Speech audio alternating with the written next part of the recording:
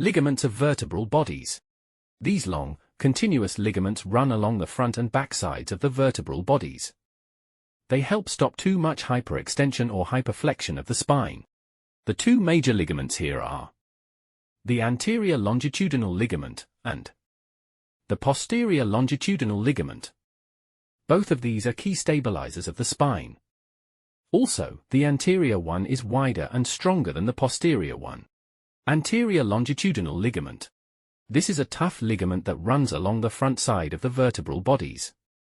It prevents hyperextension of spine. The anterolateral surfaces of the vertebral bodies are covered by a wide, strong band of fibrous tissue, called the anterior longitudinal ligament. It attaches. Superiorly, this ligament starts at the occipital bone, just in front of the foramen magnum, and connects to the anterior tubercle of the C1 vertebra, atlas. Inferiorly, it goes all the way down to the anterior surface of the sacrum. Posterior longitudinal ligament. It is found along the posterior side of the vertebral bodies. This ligament helps preventing hyperflexion of spine, and reduces the risk of posterior disc herniation.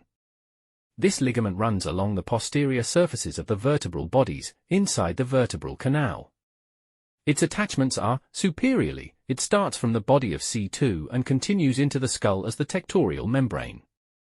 Inferiorly, it attaches to the posterior side of the sacrum.